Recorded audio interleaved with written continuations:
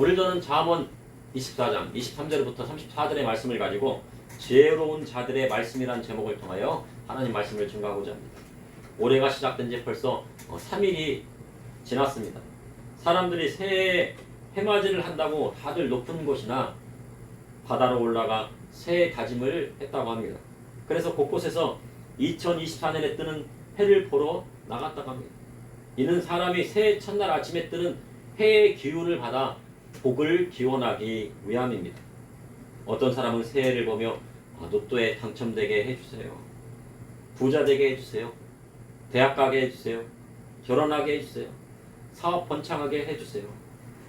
그런데 이는 1월 성신을 따르는 우리나라의 기복신앙에 근거한 것이라 볼 수 있습니다. 2024년 첫날 해를 보고 소원을 빈다고 복이 오는 것은 아닙니다. 복은 해를 만드시고 천지를 창조하신 하나님께로부터 오는 것입니다. 그러니 하나님을 예배해야 복이 오게 되는 것입니다. 2024년을 시작한 지 3일밖에 되지 않았지만 세계적으로 보았을 때 가까운 일본에 큰 재난이 일어났다고 합니다. 새해 첫날 오후에 일본 북부의 아사카와 현에서 진도 7.6의 지진이 나서 많은 사람들이 사망하고 한 60명 정도가 사망했다고 합니다. 현재까지. 그리고 우리나라의 목포항에 85cm의 지진 해일이 관측되었다고 합니다. 이로 인해 우리나라도 지진에 대하여 안전지대는 아닙니다. 만약에 지진 해일이 오게 되면은 몇 미터 이상으로 오게 되면은 저지대는 잠기게 되는 일도 일어나게 됩니다. 이로 인해 일본은 대지진의 전조 증상이 아닌지 걱정을 하고 있다고 합니다. 계속 큰 지대들이 7.6 정도면 큰 지진이거든요. 차가 막 흔들리고 바닥이 막 갈라지고 할 정도니까 큰 지진인데 그보다 더 큰 지진이 오지 않을까 걱정을 하고 있답니다. 이와 함께 어제 일본에서 잘 항공사 소속 비행기와 해상보안청 소속 비행기가 활주로에서 충돌하는 사고가 빚어졌습니다. 그런데 여객기에 탑승한 379명의 승무원들의 지시에 따라서 5분 만에 탈출에 성공했다고 합니다. 한두 명도 아니고 379명의 승객들이 5분 만에 탈출했답니다. 그리고 모두 빠져나온 후에 여객기가 폭발하여서 그 여객기가 완전히 전소됐어요. 그래서 무사히 빠져나오고 인명피해가 없던 것이 다행입니다. 이는 일본 사람들이 그만큼 재난훈련이 되어 있고 신속하게 대처했다는 것입니다. 만약에 우리나라에 똑같은 일이 발생했다면 우리는 잘 대처할 수 있을지 미술수입니다. 재난이 일어났을 때 우왕좌왕하는 일이 없습니다. 항공기 사고가 나면 기내에 있는 짐이나 물건은 모두 버리고 포기해야 됩니다. 그리고 오직 안내자의 지시에 따라서 행동해야 한다고 합니다. 그래서 항공사고에서 탈출할 수 있는 골든타임은 60초입니다. 그 비행기에서 60초 안에 이 항공기를 탈출해야 하는 것입니다. 그래서 짐 챙기거나 물건을 가지고 간다거나 하면 그 골든타임을 놓칠 수 있습니다. 그리고 안내자의 말에 따라 행동해야 혼선이 없습니다. 사람도 마찬가지입니다. 인생에는 골든타임이 있습니다. 인생의 골든타임을 놓치면 인생이 잘못된 곳으로 가거나 영원히 헤어나올 수 없게 됩니다. 유명 연예인도 마찬가지입니다. 자신이 잘못된 길로 가고 있고 방향이 올바르지 않았다면 그것을 모두 내려놓고 그것에서 빨리 빠져나와야 하는 골든타임이 있는 것입니다. 그 시간이 지나면 영영 헤어나올 수 없는 수렁에 빠지게 됩니다. 믿음의 성도도 마찬가지입니다. 새해를 맞이하여 지나가는 하루하루가 골든타임과 마찬가지입니다. 하나님께서 주시는 하루하루를 얼마나 가볍게 보내냐에 따라 우리의 인생이 새롭게 될 수도 있고 인생의 어려움을 극복할 수도 있는 것입니다. 오늘 잠언 24장을 보니 지혜로운 자들의 말씀이 기록되어 있습니다. 이를 통해 2024년 새해를 맞이하는 저와 우리 성도님에게 하시는 하나님의 말씀은 무엇인지 여러분과 함께 나누고자 합니다. 첫째, 지혜자는 오직 하나님 한 분뿐이십니다. 잠언 24장 23절에 이것도 지혜로운 자들의 말씀이라. 잠언에는 지혜자의 말씀이 가득 들어 있습니다. 세상을 살아가는 데 필요한 모든 지식과 지혜가 다 들어 있습니다. 이는 온 우주 만물을 하나님께서 창조하신 것입니다. 태초에 하나님이 천지를 창조하시니 하나님의 천지 창조를 인정하느냐 인정하지 않느냐에 따라 그가 지혜자인지 아닌지가 구별될 수가 있는 것입니다. 천지 만물의 설계자가 하나님이심을 인정할 때 그에게 하늘의 지혜가 오게 되는 것입니다. 사람이 인생에서 성공하려면 먼저 자기를 낳아주신 분이 누구인지를 알아야 합니다. 자신에게 대한 정체성이 확립되지 않으면 인생에서 성공하기는 쉽지 않습니다. 이와 마찬가지로 세상을 살려면 이 세상을 창조하신 하나님을 알아야 지혜가 오는 것입니다. 그러나 대부분의 사람은 진화론을 받아들여 사람을 스스로 생겨났다고 하거나 침팬지가 사람의 조상이라고 합니다. 그러나 그것은 잘못된 것입니다. 온 우주 만물을 지으신 하나님을 알지 못하고 어찌 세상을 제대로 알 수 있겠습니까? 그러니 하늘의 지혜자는 오직 하나님 한 분뿐이신 것입니다. 오늘 본문을 보니 하나님께서 지으신 세상 속에서도 저주를 받고 하나님의 심판을 받는 경우가 있다고 기록하고 있습니다. 이는 재판에 관한 것입니다. 재판이 옳고 그름에 따라 축복이 올 수도 있고 심판이 올 수도 있다는 것입니다. 잠언 24장 13절에 재판할 때 낯을 보아주는 것이 옳지 못하니라. 성경에 보면 그 땅의 심판은 올바르지 못한 재판이 가득할 때 이루어진다고 성경은 기록하고 있습니다. 그러니 재판이 얼마나 중요한지 모릅니다. 구이락 시대의 재판은 성문 앞에서 재판이 이루어졌다고 합니다. 성문은 사람들이 많이 왕래하는 곳으로 모든 사람이 공개된 장소에서 재판이 이루어지게 됩니다. 그리고 그 안에서 재판이 이루어졌습니다. 그리고 그 재판은 지파별로 이루어졌습니다. 성읍별로 이루어졌습니다. 각 지파의 장로가 재판관이 되어 사안의 옳고 그름을 판단하고 재판하였습니다. 그리고 솔로몬과 같은 왕이 재판을 하였습니다. 백성들 가운데 해결되지 못한 재판은 왕이 하였습니다. 그래서 지혜로운 왕일수록 공정한 재판을 통해 나라의 통치 수단으로 삼은 것입니다. 그러나 옳지 못한 재판이 성행할 때 그 나라의 근간이 흔들리게 되어 있습니다. 성경에는 올바르지 못한 재판에 대해 나옵니다. 구약 성경에 대표적으로 올바르지 못한 재판이 바로 나봇의 포도원을 빼앗기 위한 재판이었습니다. 아합과 이세벨은 여론을 호도하여 여론머리를 통해 나봇에게 죄를 뒤집어 씌우고 거짓 증인을 세워서 거짓된 증거를 들이밀어서 이 나봇을 죽게 만듭니다.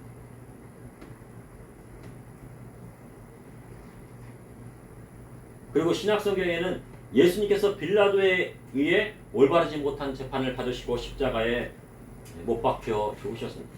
그로 인해 그 핏값이 이스라엘 자손에게 임하게 되었습니다. 그래서 재판이 올바라야 그 사회가 건강하게 유지되는 것입니다. 그런데 재판할 때 낯을 보아주는 것이 옳지 못하다고 성경은 기록하고 있습니다.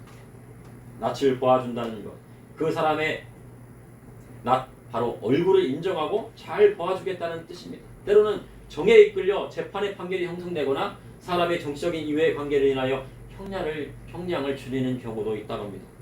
간혹 살인자에 대한 판결에 대해 피해자의 가족이 원하는 대로 이루어지지 않고 형량이 줄어드는 경우도 있다고 합니다. 수에 취했다거나 마약을 했다거나 심신미약이라든가 이러한 것으로 형량을 줄이거나 판결을 굳게 하기도 합니다. 재판장 마음대로 형량을 줄이기도 합니다. 그러나 우리나라 같은 경우 술에 대해서 반대하지만 미국과 같은 경우에는 술에 대해 반대하지 않다고 합니다. 그래서 정확한 재판입니다. 그러나 그러한 것은 잘못된 판결이 될 수 있습니다. 세상의 재판관으로 선다는 것은 쉽지 않은 일입니다. 재판관으로 서기 위해서는 많은 공부를 해야 됩니다. 그리고 법학 지식이 뛰어나야 됩니다. 법전을요 다 암기하고 있어야 됩니다. 그리고 학벌도 있어야 됩니다. 재판관이나 다 좋은 재판관으로 인정받는 것이 아니라 좋은 학교를 나와야 되고 학벌이 있어야 되고 또 경력도 있어야 됩니다. 그러한 모든 과정을 다 마치고 법관이 된다고 합니다. 그런데 중요한 판결에서 다른 것을 다 고려하지 않고 오직 법대로 판결하기는 쉽지 않습니다. 그래서 정치적인 것도 고려해야 하고 여론을 지켜봐야 하고 자신에게 미칠 영향도 고려하고 판결해야 됩니다. 나중에 내가 퇴직해서 대형 로펌에 들어가려면 그 판결을 어떻게 판결을 해야 될지 그것을 또 생각해야 한다고 합니다. 그러니 올바른 판결이 나오기가 쉽지 않습니다. 그래서 되도록이면 재판관으로 서지 않는 것이 좋은 것입니다. 그러나 만약 재판관이 되었다면 올바른 재판을 해야 합니다. 성경에는 올바르지 않은 재판관에 대한 심판의 말씀이 기록되어져 있기 때문입니다. 잠언 24장 24절에 악인에게 내가 옳다 하는 자는 백성에게 저주를 받을 것이요 국민에게 미움을 받으려니와 재판관으로 사람의 낯을 보거나 자신의 정치적인 이득을 위하여 악한 자를 옳다 하고 놓아주면 백성에게 저주를 받는다고 성경은 기록하고 있습니다. 한 사람에게 저주받는 것이 아니고 백성들 모두에게 저주를 받는 것입니다. 그리고 국민에게 미움을 받게 된다고 말씀하고 있습니다. 그러니 올바르지 않은 판결이 얼마나 많은 사람의 미움을 받고 저주를 받게 되는 것일까요? 되는 것입니까? 그러니 재판의 자리에 설 때는 올바른 재판을 해야 되고 옳고 그름을 명확하게 하고 재판하여 많은 사람의 사랑을 받고 신임을 받는 재판관이 되는 것입니다. 둘째, 지혜자의 말씀을 따라 정의를 외치는 자마다 복을 받습니다. 세상의 재판관들이 옳지 못한 판결을 내리고 자신의 정치적인 성향이나 이념에 따라 재판을 할 때 그것이 옳지 못한 판결이라고 말할 수 있어야 복된 사람이라고 성경은 말씀하고 있습니다. 최근 선거에 관한 판결도 자신의 정치 성향에 따라 판결하는 경우가 있습니다. 선거에 부정이 나타났는데 그것을 정치적인 성향에 따라 판결하기도 한다고 합니다. 그런데 그러한 것이 잘못되었다는 목소리를 높이는 많은 국민도 있다고 합니다.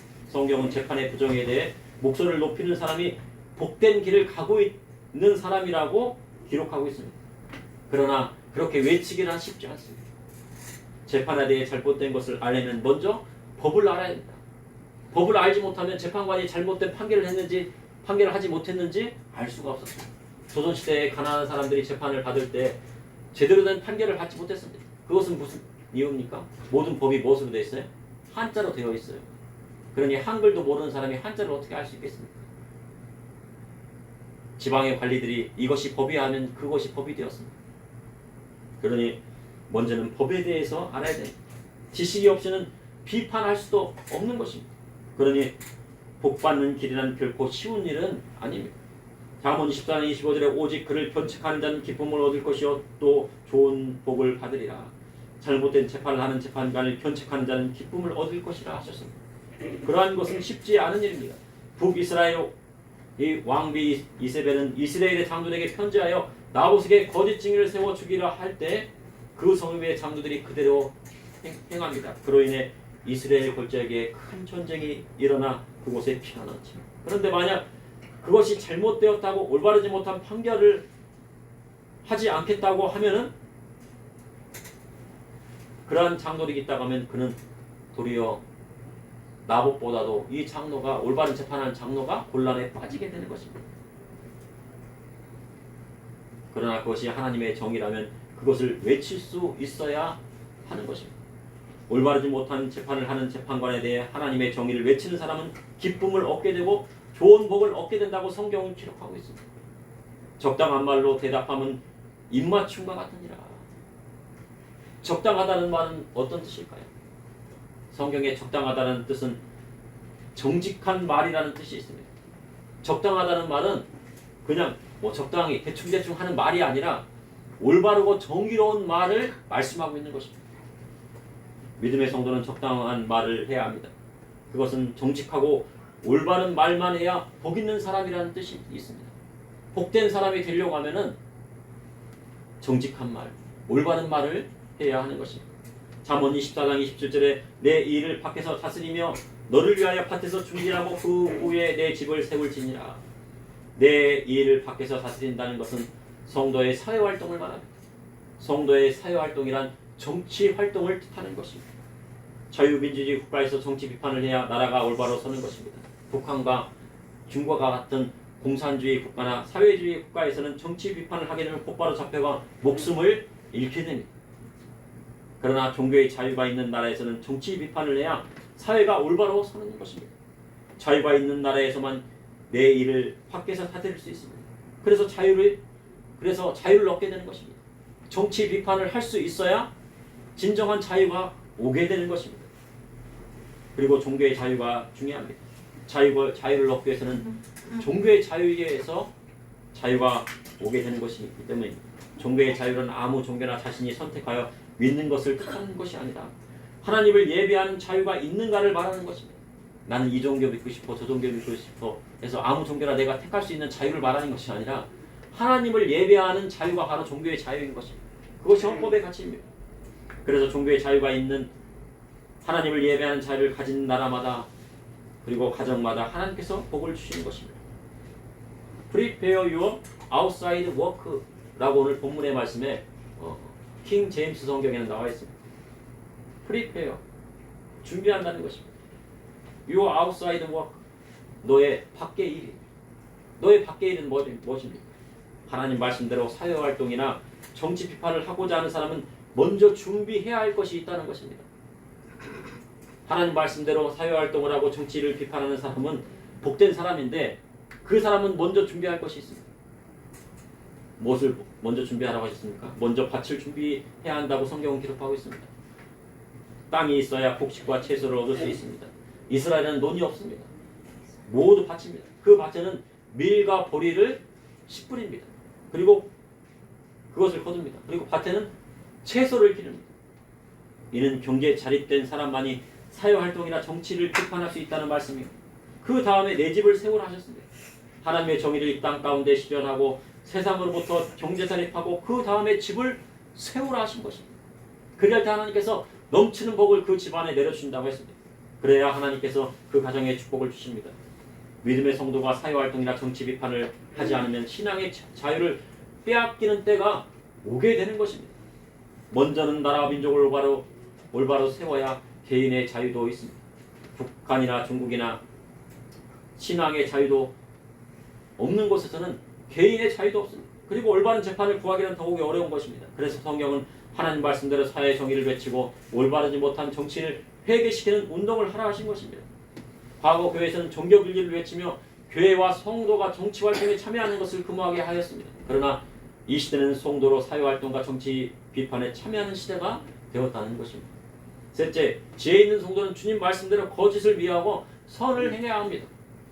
잠언 24장 28절에 너는 까닭 없이 내 이웃을 쳐서 증인이 되지 말며 내 입술로 속이지 말지니라. 하나님은 거짓 증인을 세우는 것을 미워하십니다. 그리고 그를 심판하십니다.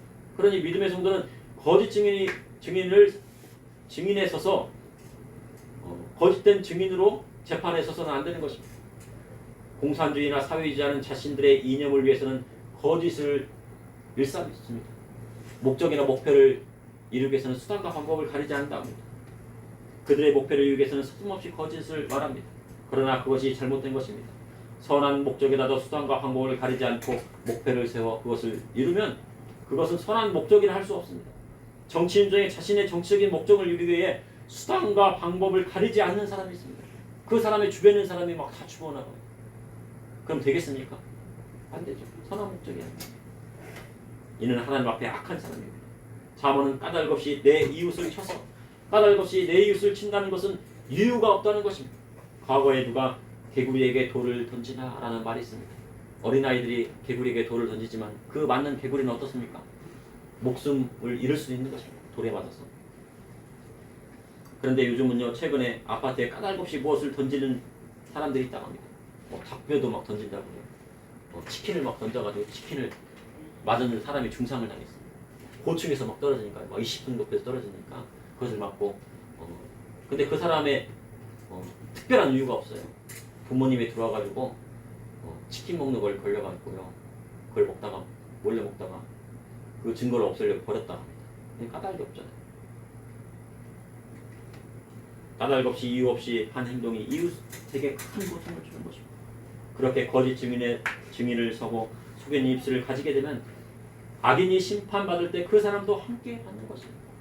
잠언 24장 29절에 너는 그가 내게 행한 같이 나도 그에게 행하여 그가 행하는 대로 그 사람에게 갚겠다 말하지 말지니라. 까닭 없이 이유 없이 괴롭힘을 당할 때가 있습니다. 그런데 그것을 그가 행한 대로 갚겠다 하지 말라 하셨습니다. 그렇게 까닭 없이 당했는데 그에게 보복을 행하면 똑같은 사람이 되기 때문입니다. 정치인이 악하다야 자신이 직접 심판하겠다고 하면 그도 그 악한 정치인과 같은 사람이 되는 것입니다. 아, 내가 이 사람이 악한 정치인이에요. 내가 보니까 내가 지지를 했는데 이 사람이 악한 행동만 하고 악한 일만 저질러요. 그렇다고 해서 내가 이 악한 정치인을 손보겠다고 하면 되겠습니까? 안 되는 거죠.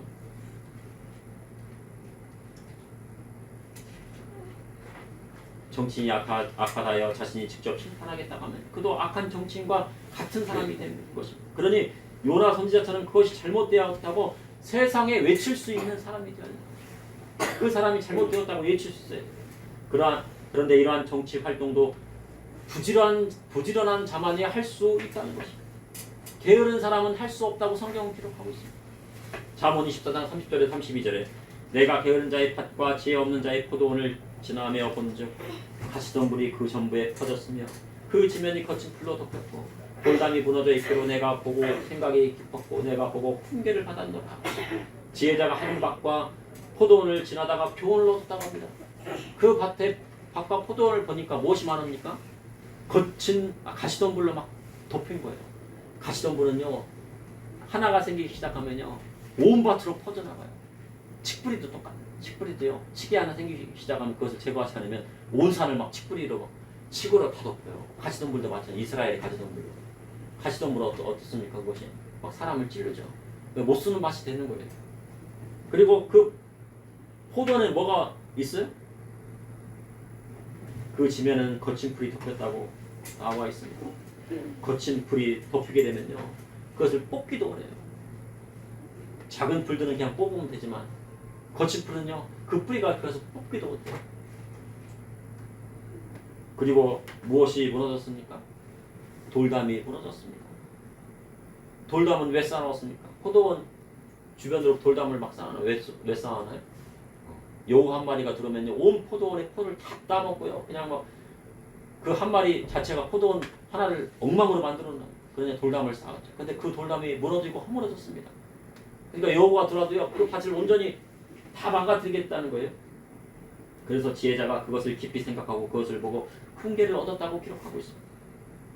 사회활동이 정치 비평이냐며 밖에서 다스리는 일을 한다고 해도 자기 밭에 거친 풀과 가시덤불이 우거지면 게으른 자인 것입니다.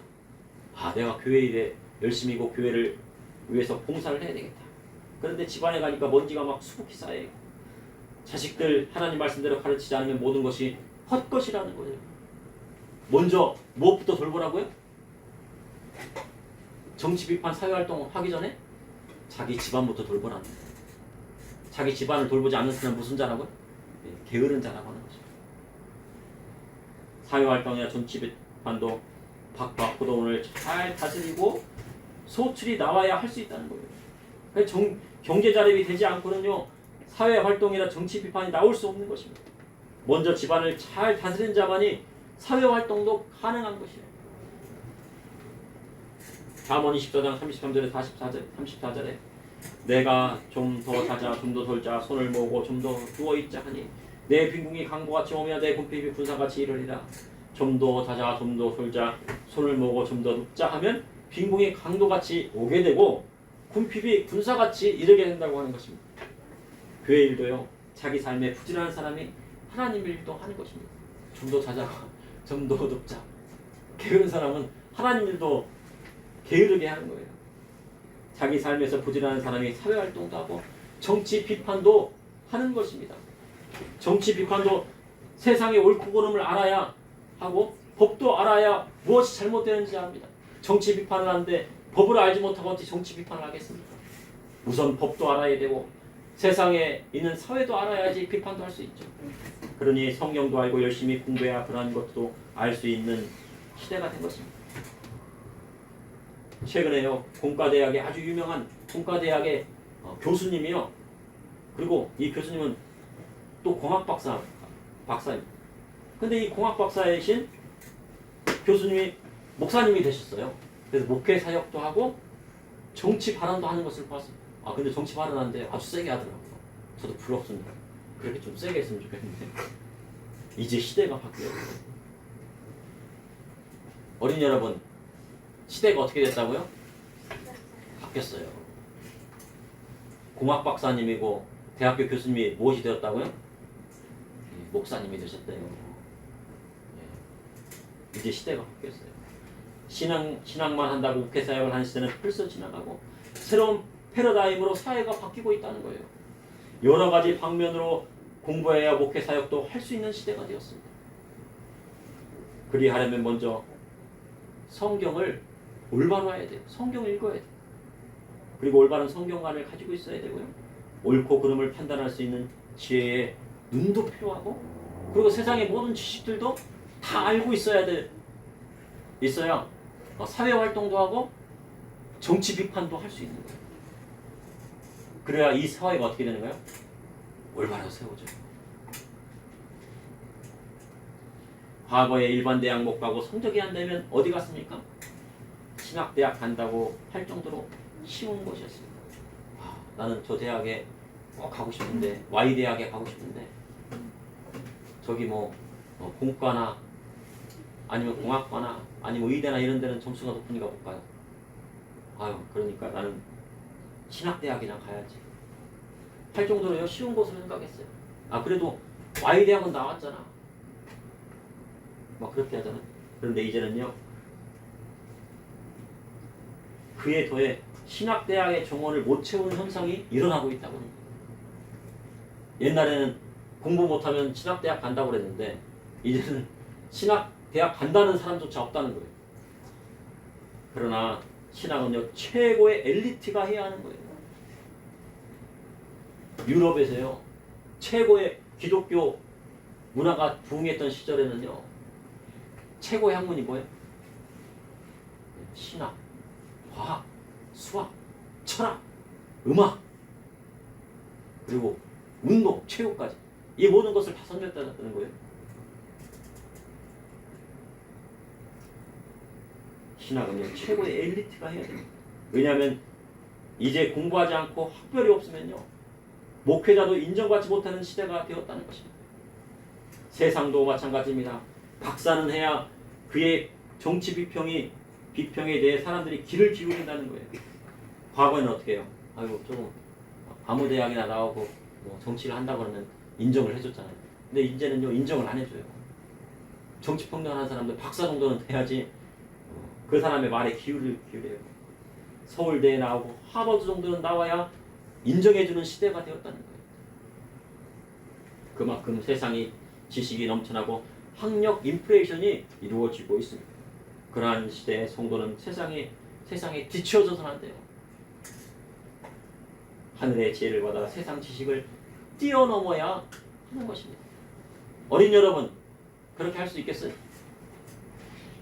그렇게 할 수 있겠습니까? 아멘. 그러므로 하늘의 지혜는 오직 하나님 한 분께 뜻입니다. 지혜자의 말씀을 따라 정의를 외치는 자마다 복을 받습니다. 지혜 있는 성도는 주님 말씀대로 거짓을 비하하고 선을 행하며 지식을 더하여 하늘의 지혜를 받아 선교를 해야 하는 것이 바로 이 시대의 사명인 것입니다. 잠시 기도하시겠습니다. 사랑해 주님 오늘도 감사합니다. 오늘 늦은 저녁까지 아버지 하나님 사랑하여서 나와서 어른 성도부터 어린 나이까지 하나님 말씀을 들었습니다. 그 말씀대로 지혜자의 말씀대로 나아가게 하여 주시고 하나님 말씀대로 나아가게 하여 주시고 하늘의 지혜를 받아 아버지 하나님 명철하게 해주시고 지식과 지혜와 명철에 충만하게 하여 주시고 인도하여 주시옵소서. 아버지 세상 가운데 그리스도의 복음의 말씀을 증거할 수 있도록 인도하여 주시옵소서. 예수님의 이름으로 기도합니다. 아멘.